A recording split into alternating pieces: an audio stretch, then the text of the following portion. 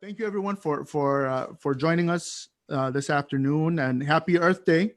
So Yes. hopefully we're able to go out and, well, it was raining a little bit a while ago when I took the trash out. So, but hopefully it stops and we're able to go out. And if you haven't done yet, go out and get some fresh air and be thankful that we're here on Earth, and we get to enjoy the beauty of it, right? And even from the we don't have to be in an exotic place. We can just be in our backyard, and it's just as beautiful to be able to breathe in some fresh air, and to be thankful for another day, right? In what's going on in our world today. So it's it's a pleasure to have all of our attendees that we have. We have 101 now, so that's we got a good response from this webinar, specifically because the majority of the members of HispanicPro are folks that work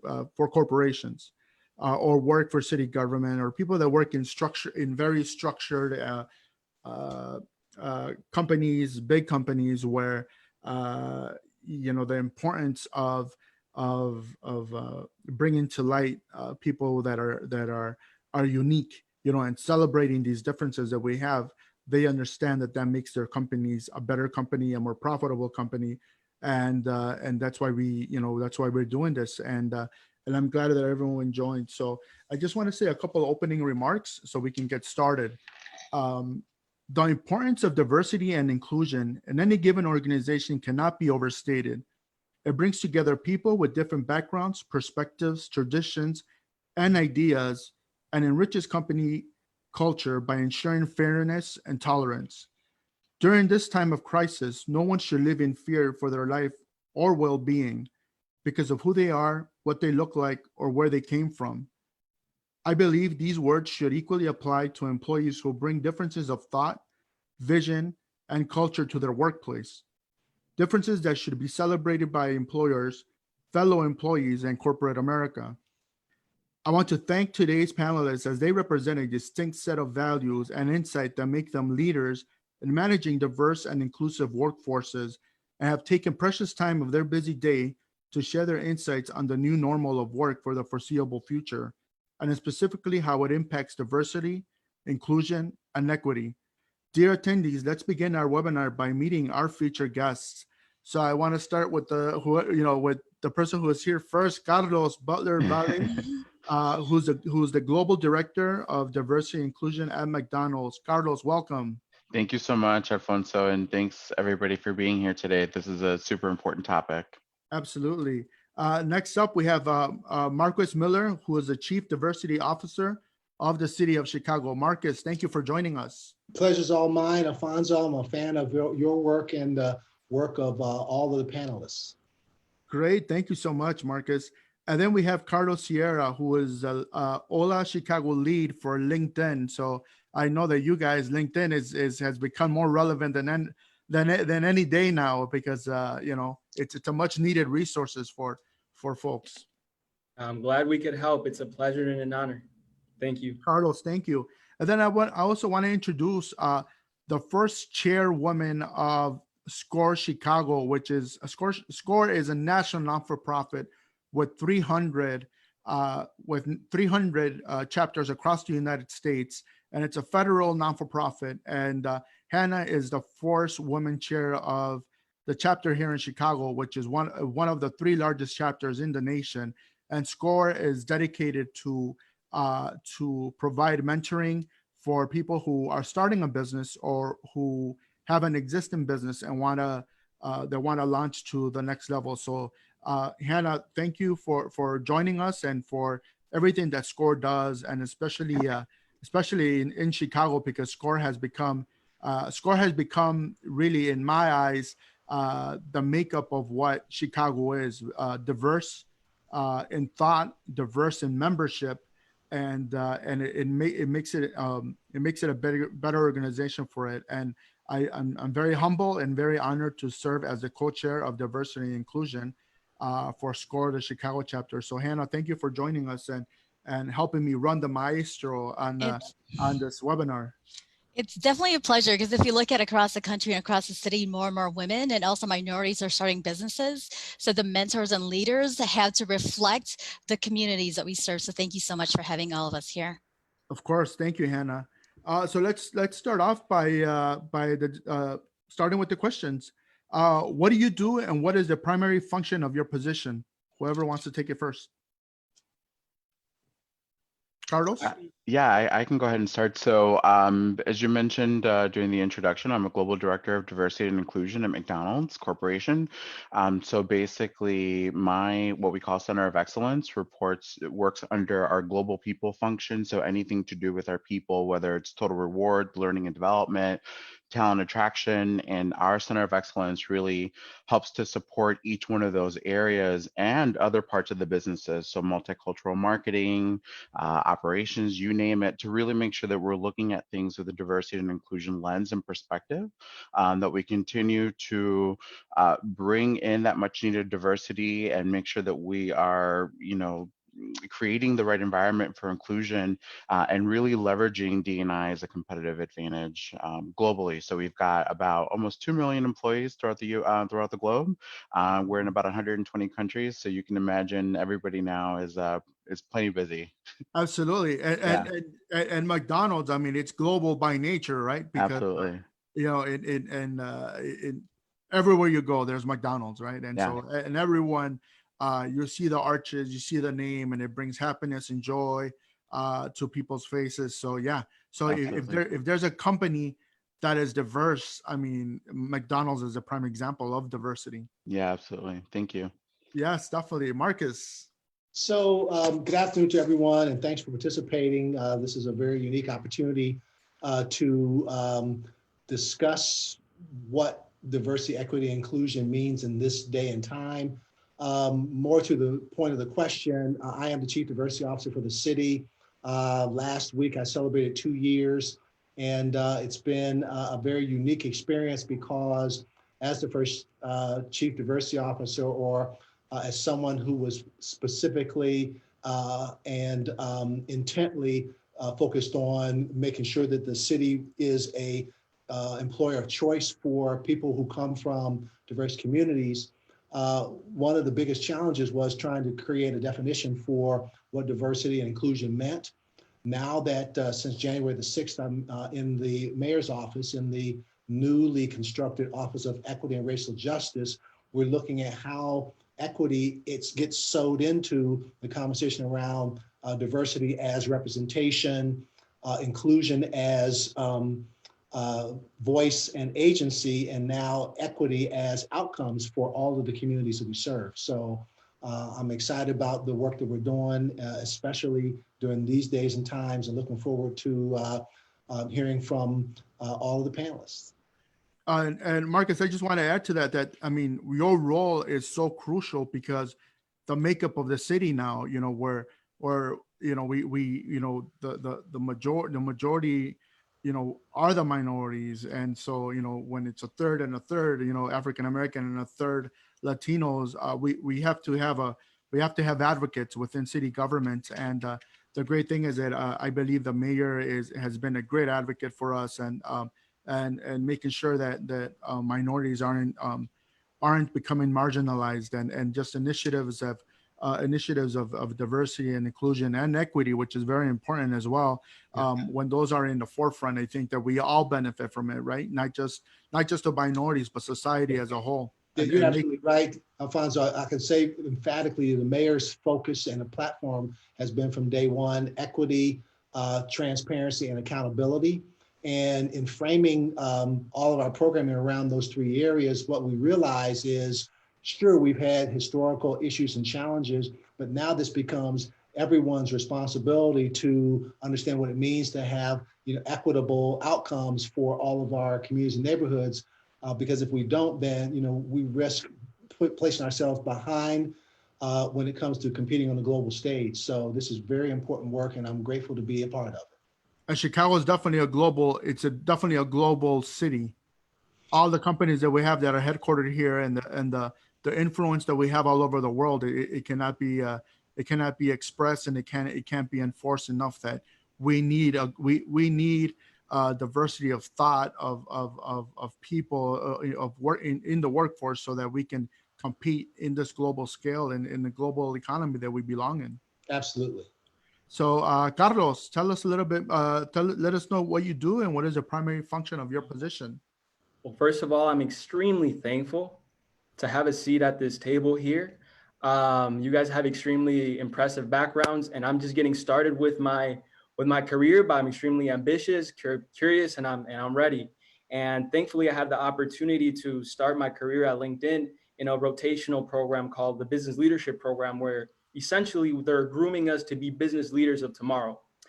So the rotational program ended in February, and now I'm part of the sales development organization.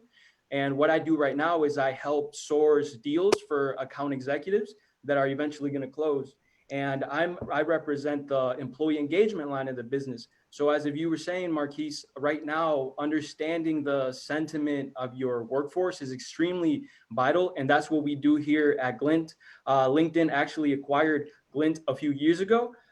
It was an employee engagement survey where they take a microphone to the employees and truly understand how they're feeling, how to create that culture of belonging, and overall, like, how is the equity at the business? So when talking about a topic like this, diversity and inclusion, that sits near and dear to my heart, representing a line of business like that, it's like I mentioned, it's a good place to start my career.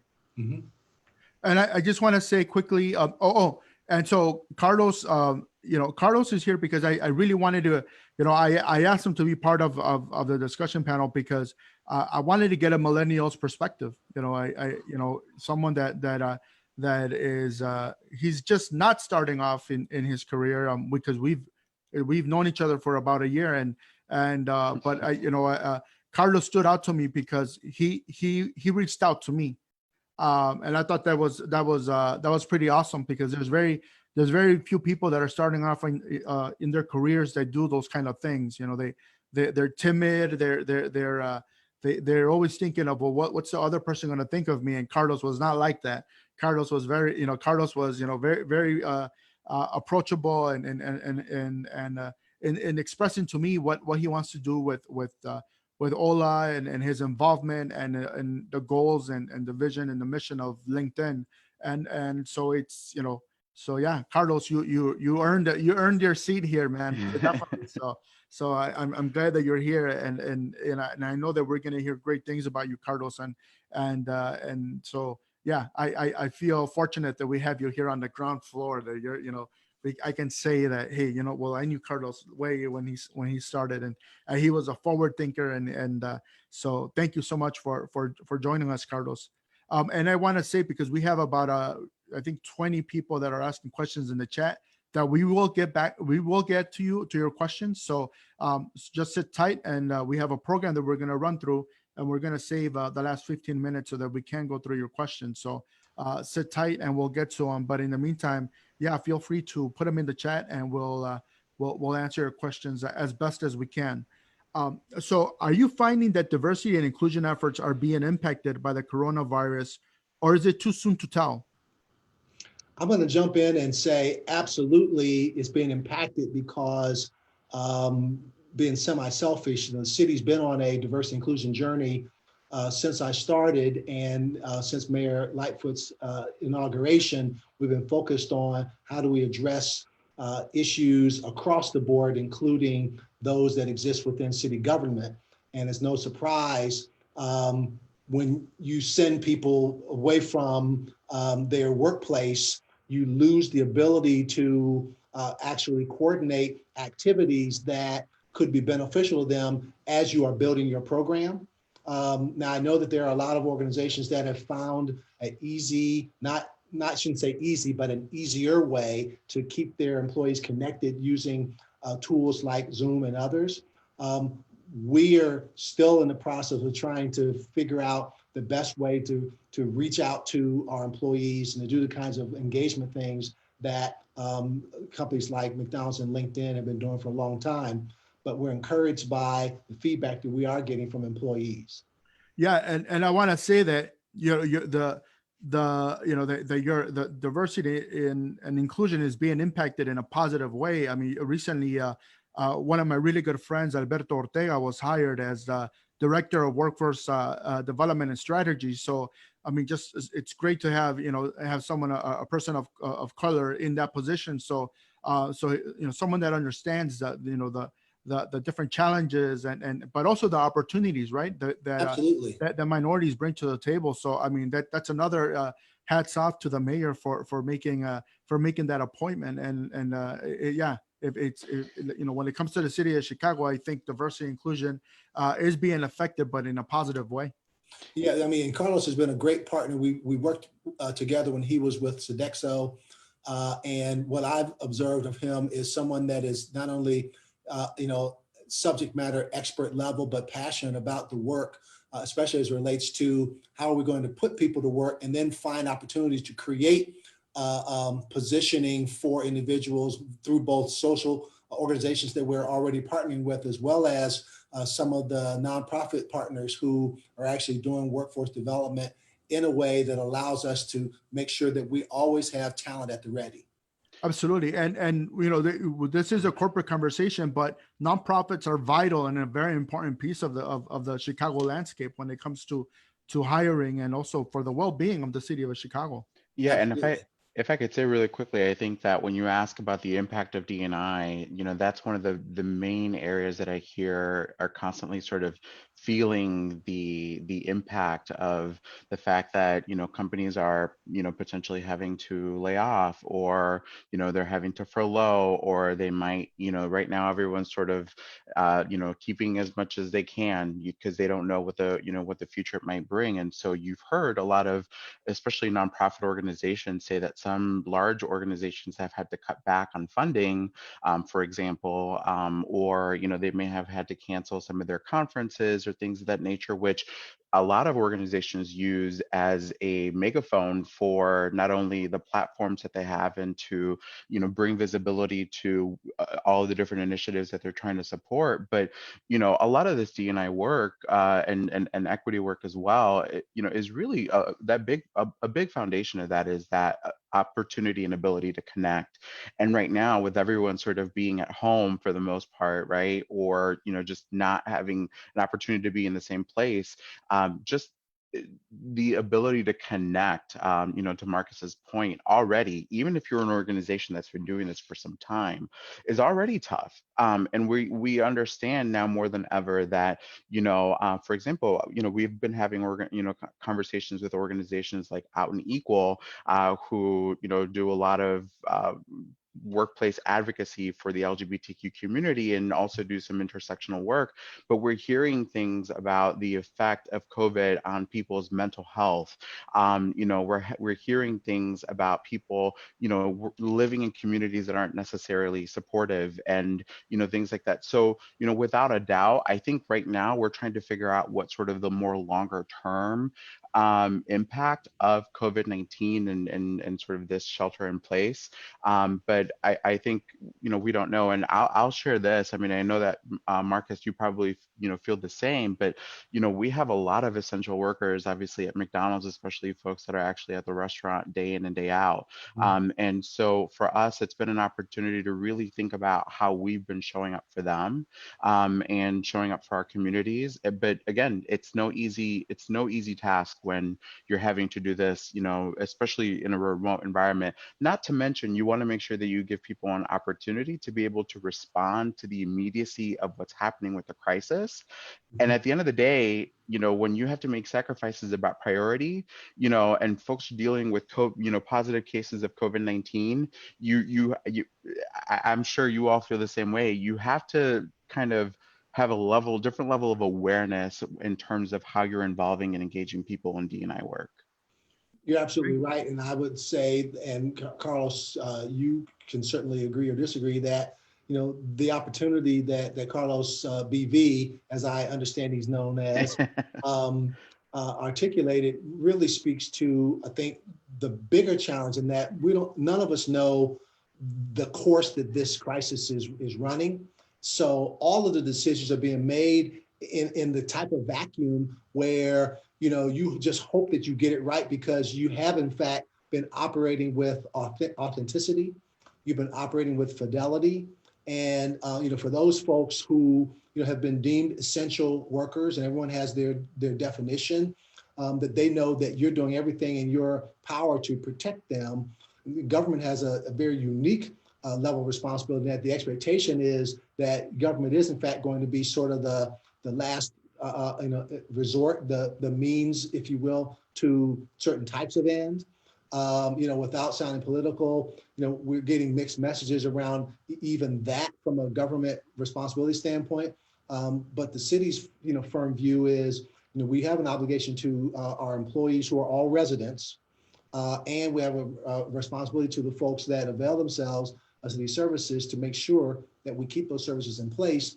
And the communication of that to our frontline workers is what makes this work around D&I and even the equity conversation challenging, but certainly one that we have to take up. Yeah, Marcus, and also they need to feel that the D&I is not going to go away, right? That the work that has been done by corporations like McDonald's and city governments, that work that we've chipped away at to put leadership in place that reflects the makeup of the city. And in terms of McDonald's, that it reflects the people who buy the products and use the services of McDonald's. So we have to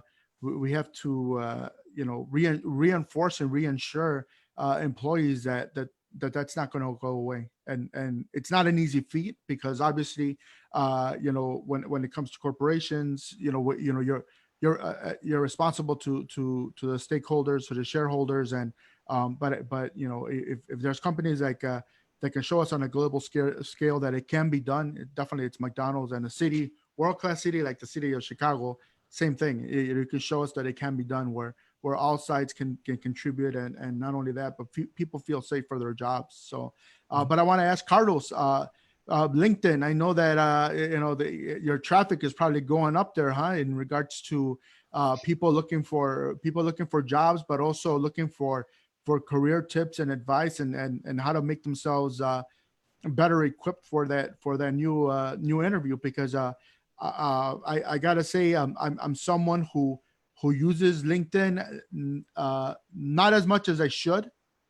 Because I use a dashboard software, so I have to keep my eyes on everything, right? Not just on LinkedIn, but I've been looking at LinkedIn more and more, because I definitely see how there's so many people that are putting themselves out there on LinkedIn, and I admire that they're not being bashful, or they're not being they feel that they're in need, and they're putting it out there that they have these years of experience, and they're looking for a new opportunity. But I'm looking at also that there's companies that are hiring in this time of crisis. Yeah, there are. And there's three things that I want to mention. It's the magic of LinkedIn that our mission and vision is to connect every member of this global workforce to opportunity. And it's easy to use for anybody. Somebody, for example, that may not have all of those years of experience can easily take a course to learn how to make a profile, and they're free right now, given all the things that are happening right now. There's some free courses. So the free courses are extremely valuable for anybody. And secondly, every LinkedIn employee has up to 10 premium accounts that they can hand to somebody, which this person that accepts an invitation gets access to all of the features of LinkedIn, and it gives them tips on how to have their LinkedIn profile stand out, and gives them a little bit more insights on some businesses. And the third thing is that right now companies are looking as well, and all the jobs are on there as well with the technology that they're using. I'm by no means an expert, but it's making it easier. As you hop on your homepage, there's a couple of job options right there, right in front of you, for those that are seeking jobs as well. Yeah, and I gotta say, LinkedIn does a really good job in regards to the engagement of people that are in leadership roles, and getting them to and I don't know if it's I think it's a community of sharing, right? That you see someone sharing something, then the next person shares something, but sharing the opportunities that are available within their corporations. Because one thing I consider HispanicPro informally LinkedIn, but with cocktails, right? You know, and because it's a very important component. I mean, networking is a very important component of doing business, and especially when you get to a certain level where you know, looking at a job posting and sending in your resume, you have the type of experience, you've been out there, you have the connections where it becomes more of the people that you've met throughout the years, the people that know what your qualities are, that can vouch for your work ethic, and for you know, when it comes to that level, it definitely is that face-to-face interaction and informal endorsements of someone by them of you, that you are that person to hire. So obviously, there comes all the formalities of the background checks and everything, right? But really, it is networking. And now that you know, we can't do the face-to-face, you know, LinkedIn is a good tool. LinkedIn is a good tool because you have testimonials of people reinforcing who you are.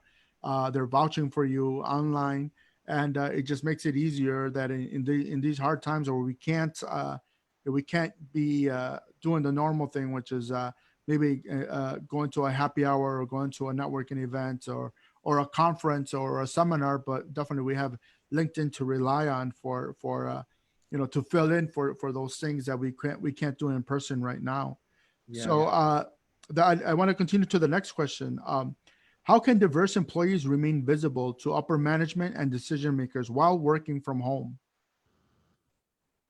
I would say I can start with that. Like, for example, for this webinar, adding value to one of the senior leaders at our organization that values diversity, send them an invitation through Microsoft Teams. Hey, this is a webinar. I personally wanted to invite you. If you can make it, you know, that's fine. If not, you know, that this is the event, and I can connect you with the resource that's going to have the recording.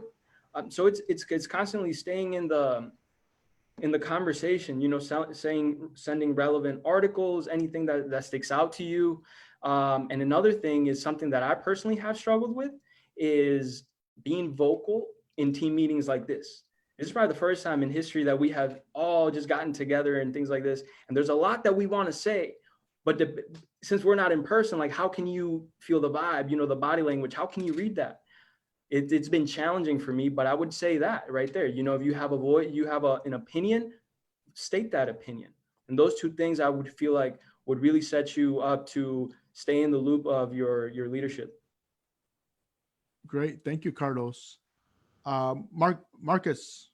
I would have to agree with Carlos, and I would add that because of the way the technology exists today, it is hard to get that read from an individual perspective, but hopefully you have the opportunity to work in an organization using these tools that has prepared itself for really leveraging the power of the tool, you know, training people on how to run meetings, how to manage conflict.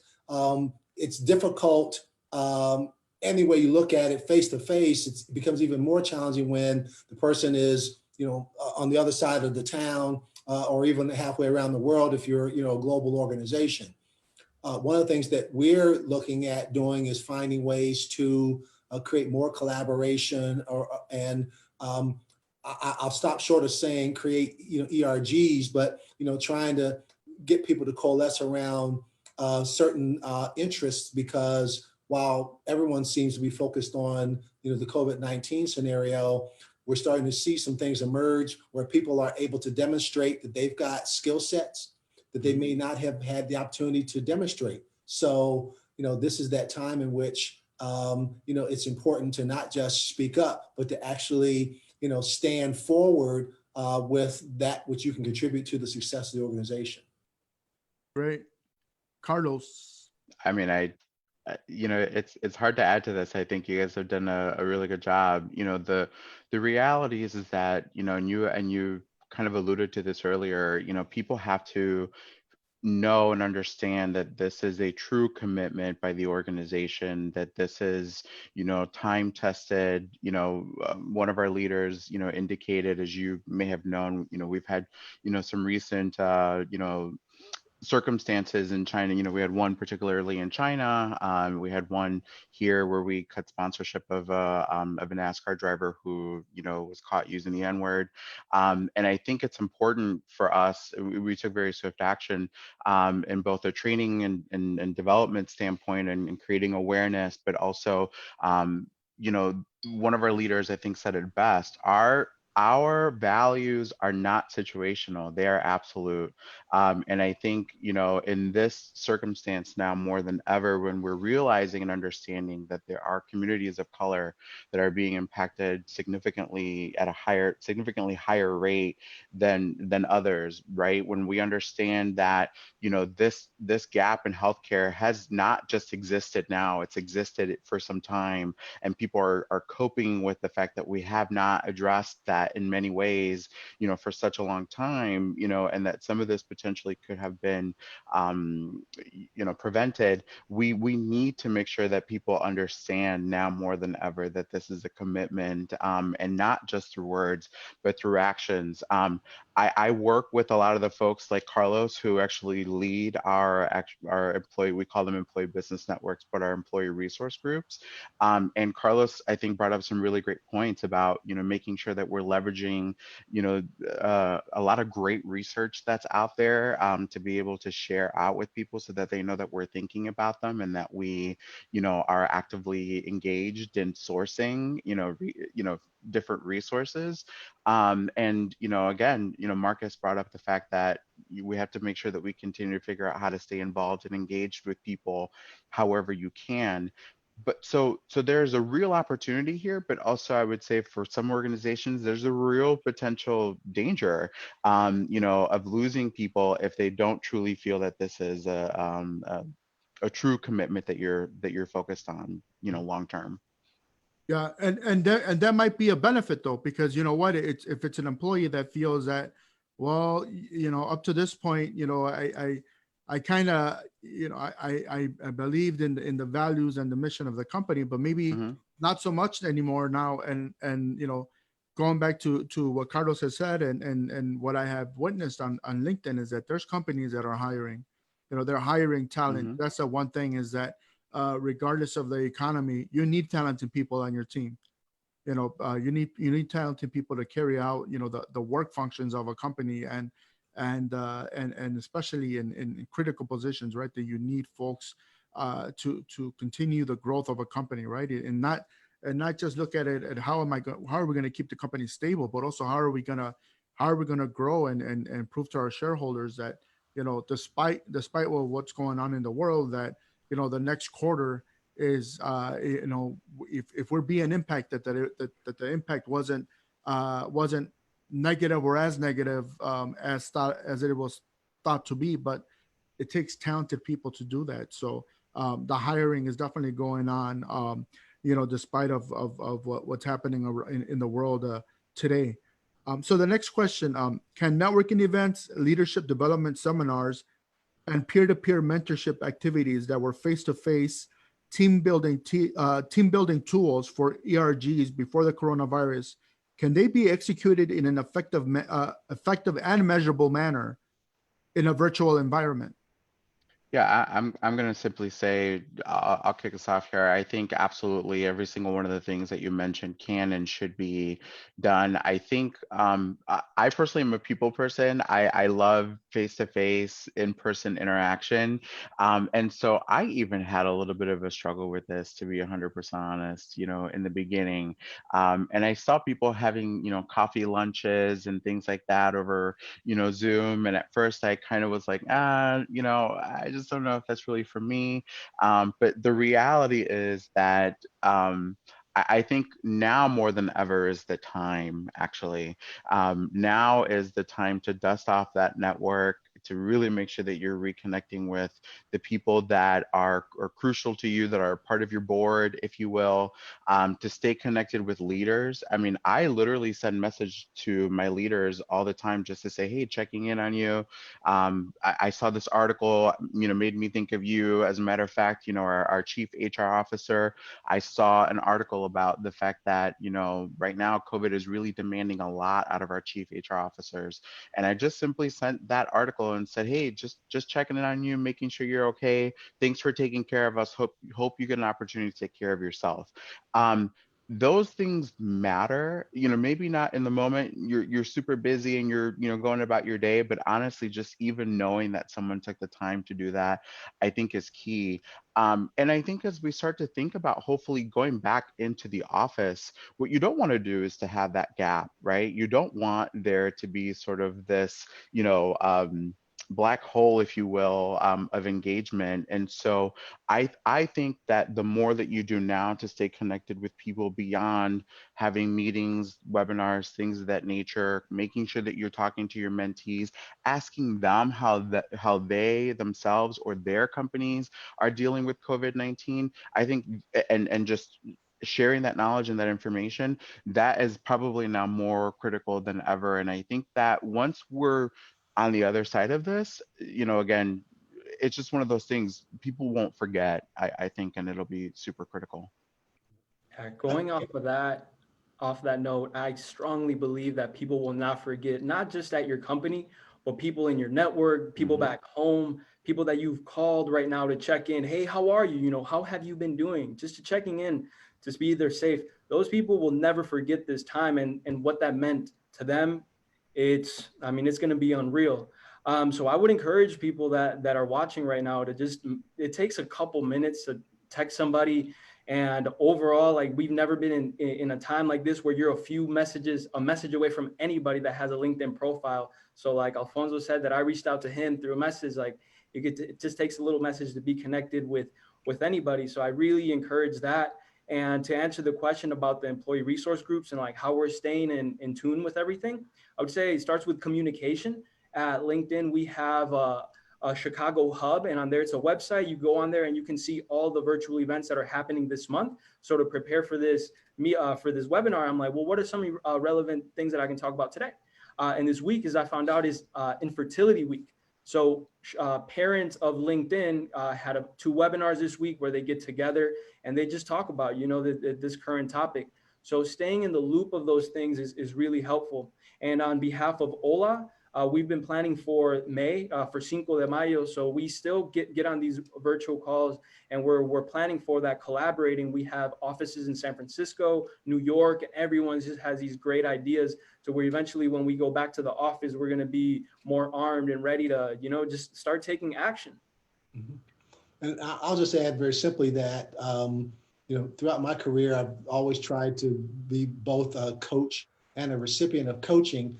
And I think that I don't want to say it's just as easy, but I think it is relatively straightforward if you want to have a conversation with someone, that you can, jump on a 30-minute check. Hey, I'm checking to see how you're doing. It's a wellness check. It's how can I be of assistance? And I do agree that people do appreciate that and they won't forget it.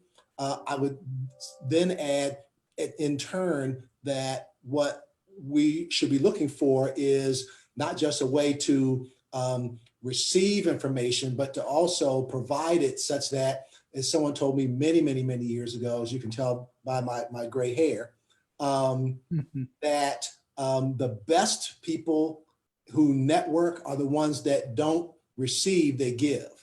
So I like your point, Carlos, about, hey, I saw this article, was thinking of you, I read this piece of newspaper, I thought about you. Not only do people not forget that, it really cements you in this mindset that, it's not about you. And I think if there was any one thing that's so critically important about this time, it is to remember that it's really not about us. It's really about all of us.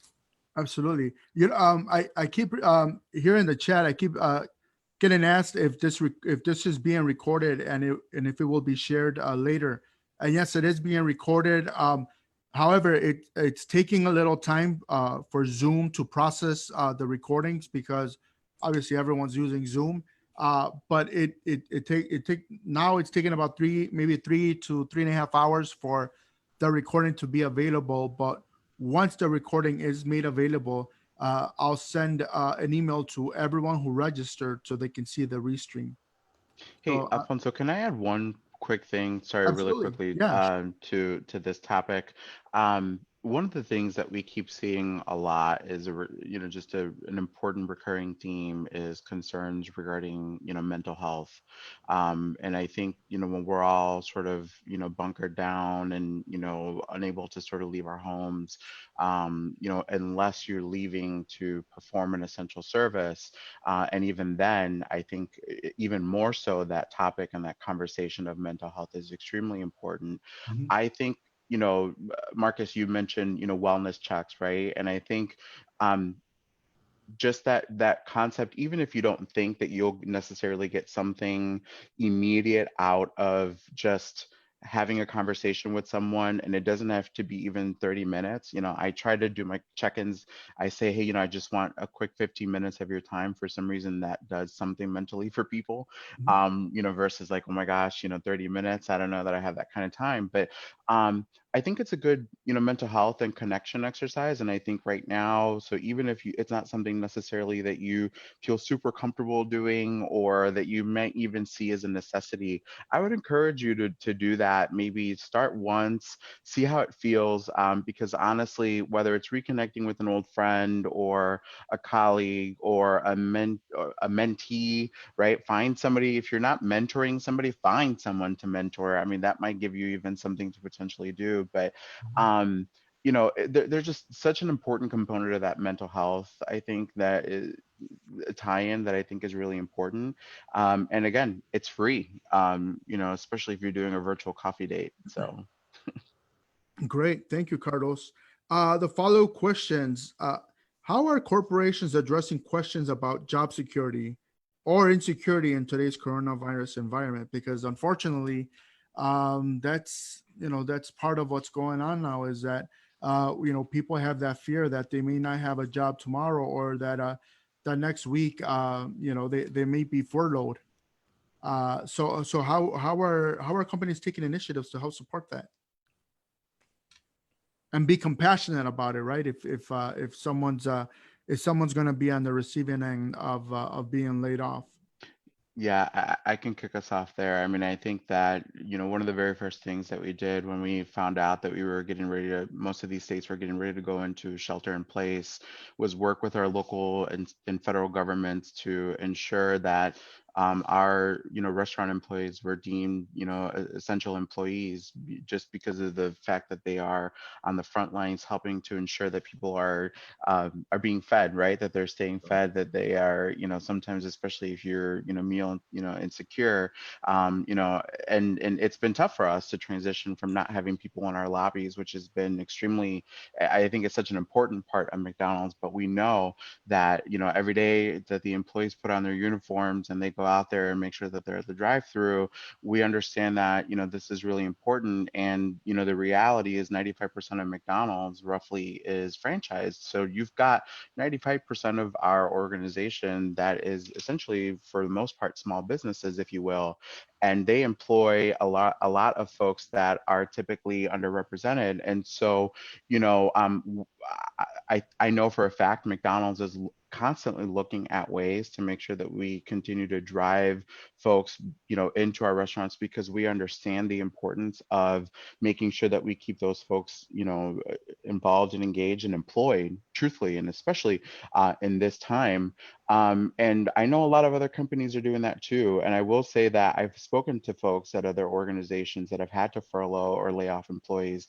And I can't stress enough how much of a mental health drain it's been for them to have to do that, right? No one takes pleasure, and especially now in this, in this situation, no one takes pleasure in doing that. But I will say that I have also seen, to your point, Alfonso, great examples and horrible examples of how this can actually be done. And so I think, as you're working through, and Marcus talked about this earlier, you really have to come from a place of empathy. You really have to come from a place of authenticity, and you really have to do the very best you can. I mean, I've seen companies where executives have, either given part of or their entire salary. I've seen companies where I just saw an example where a group of employees mandated to reduce their salaries by half so that they can help people stay employed for for 6 more months.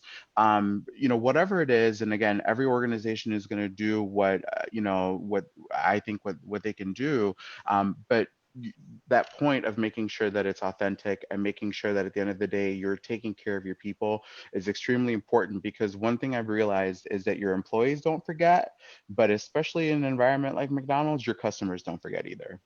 Right, exactly. And I think those examples that you mentioned in regards to employees taking a salary cut, I think it's a great example of where the situation was thought out, right? As opposed to a company taking a knee-jerk reaction and all of a sudden, okay, well, let's just lay off people or let's furlough people. In regards to having an open dialogue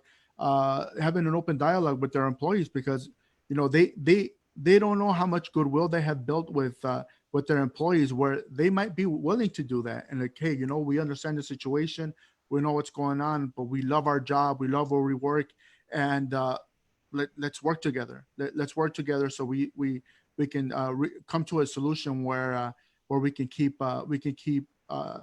everyone can keep their jobs, but at the same time we can deliver the service and that our customers are used to, right? Without them feeling that it's despite of what's going on, that service is being impacted.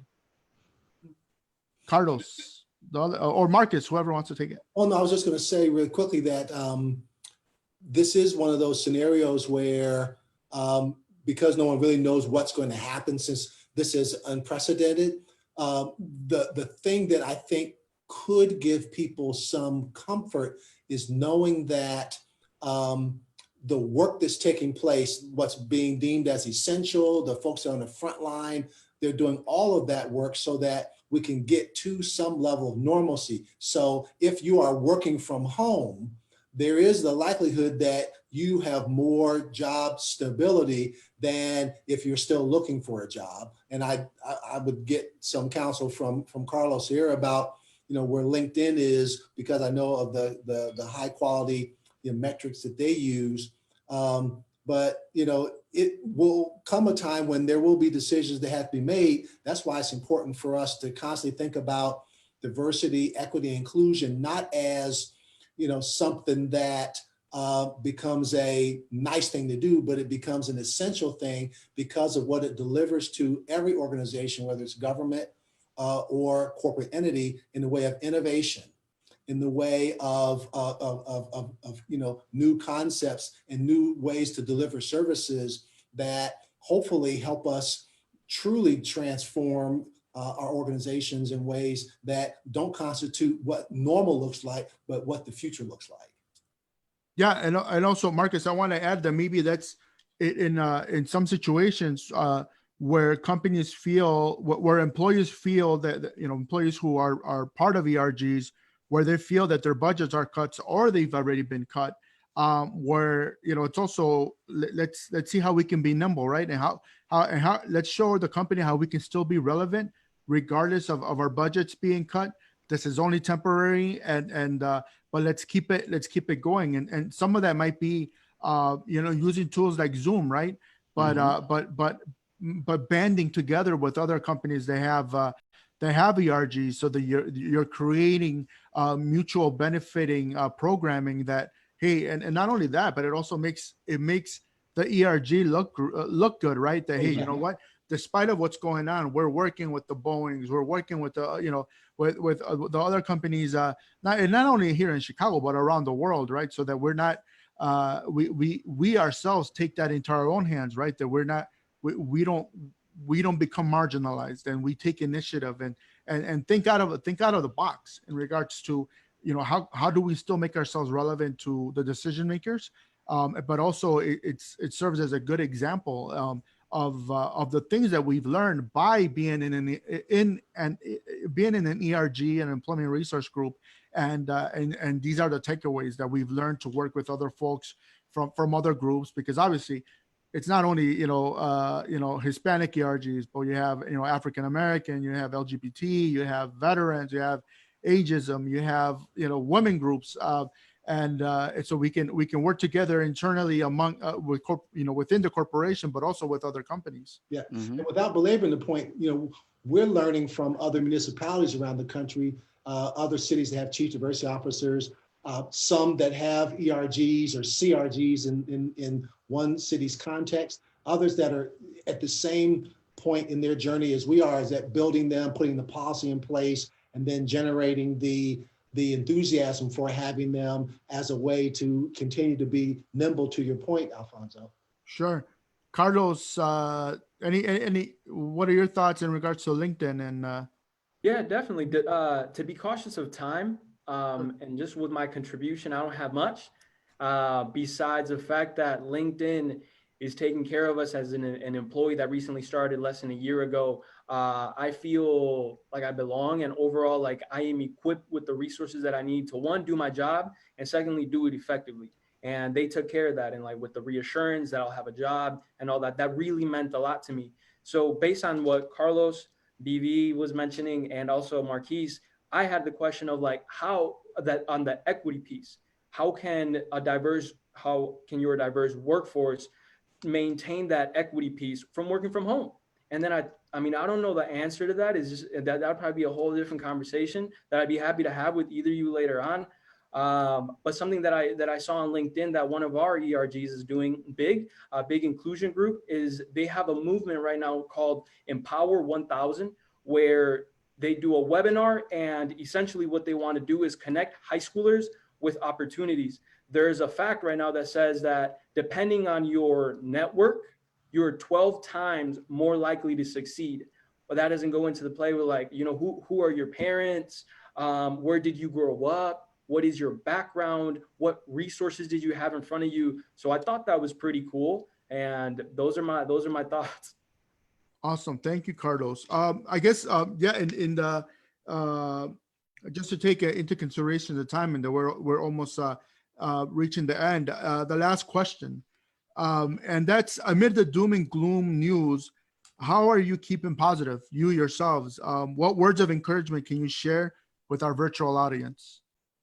Yeah, I can kick us off really quickly. I've been doing a lot of Calm, you know, the Calm app, and just really taking moments to kind of just have a little bit of, you know, meditation and gratitude. I think it's really easy to your point, you know, be very sort of, oh my gosh, the sky is falling kind of thing. And I do recognize and understand that, you know, this is impacting a lot of people. And I think it is important to think about that, right? But I use that introspection to drive action. And I would encourage us all to do the same, because I think it is important, you know, when you recognize whatever your privilege is, or you recognize whatever your opportunities are, then that gives you the opportunity to see the gaps for what they are and what you could potentially do in that process. You know, I've been taking a lot of me time too, so I've been trying to just be a lot more balanced. And I think another thing that has brought me joy is to just also create a better boundary at work, and be able to just, you know, let folks know, hey, I'm going to be off for the rest of this afternoon, or I'm not checking my emails this weekend. And again, just some of that self advocacy, I think, is important, and I encourage you all to do the same. And I've been baking a lot more too. So There you go.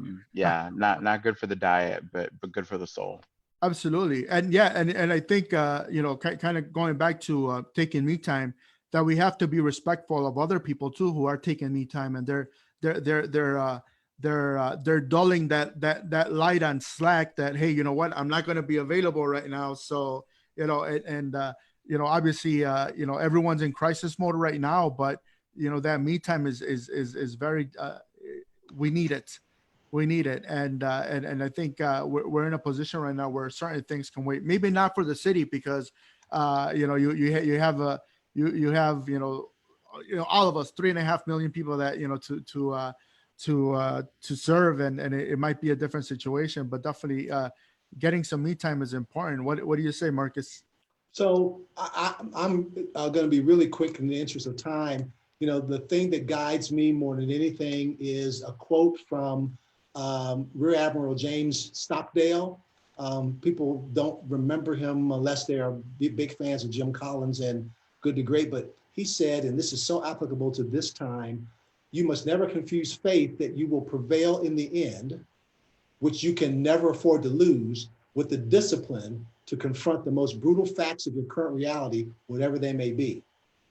And so I take that into every day, especially given the grim reality of what we've seen in both the Black and brown communities from a COVID impact standpoint, but also the hard work and the potential reward of having a city and communities where the outcomes that people have lived with based on their race no longer become an impediment to them thriving with whatever they define thriving as. So that's sort of how I'm, making it through all this. That's great, Marcus. Thank you so much for sharing those words. It's they're impactful, and it gives us something to reflect on. Carlos, from a millennial standpoint, we want to hear it. Thankful as I want to be and optimistic and joyful. I hit a wall the other day, and thankfully I have a window that I'm staring out the window. And I was making calls here in my room, and I saw a guy cleaning windows outside of one of the big buildings, one of the skyscrapers, and he was hanging from a rope. And I really sat there for like a minute, and I looked at him and I was like, wow, that man is risking his life for his job. Not only that, but his family, I'm sure, are worried. I would be worried if my dad was doing that for a living. And secondly, is freezing outside. And that really put it into perspective for me. I was just like, whoa, Carlos, like, you have a computer, you have a phone, you're typing and calling for a living, and you get to dress however I want to dress, eat whatever I want to eat, drink what, go to the bathroom whenever I want to go to the bathroom. And that really just encouraged me to like step back and look at my life from a bigger picture. Okay, today might be a bad day. How was my week? How was my month? How was my year? How was my family? So that really kind of got me going, and it built the momentum. It just keeps going. That's one thing that I want to share. And lastly, there's a fact right now that less than 2% of all of board members in the United States are Latinx. And given that this is a diversity and inclusion and belonging panel, and that I mentioned, I'm extremely thankful to have a seat in this table. There is a voice that is not being heard in those board meetings. And hey, it's up to us, millennials and next generation, to make a change. So I would encourage those people that are looking, don't shy away from your dreams. There's no dream too big. We can all do it together, especially through our network that we have on LinkedIn overall. I'm not selling, but hey, you're a message away from anybody. So, hey, if I can be a resource for you, please don't hesitate to reach out. Yeah, and that's one thing, Carlos, to add to what you just said, that you're one message away from speaking to that person. That's a great thing about LinkedIn. And from my perspective, I've never run into people that say, people bother me too much on LinkedIn. On the contrary, people like helping people that reach out to them on LinkedIn. And so that's one thing. I think a lot of it is a battle with ourselves, right? In regards to, are we too timid to ask for help? Are we too timid to ask for advice? Sometimes it's just simple advice that we might need. But I think people in our audience and just in general would be very, very, very happy to find out that folks really do want to help. And especially in a time like this, it's like, we are, I think it brings us to a point of being humble and of gratitude, right? Of that we have careers and we have jobs where that we don't have to do, we don't have to do the things that other people have to do to earn their living, right? And we have to be very fortunate and be very thankful that we're in the position that we are. And then from there, it's let's show how fortunate we are, but with that, by being of service to others. I think that's always key, and it also does something for the mind and the body and the soul that when we help others, it really we're helping ourselves out doing that.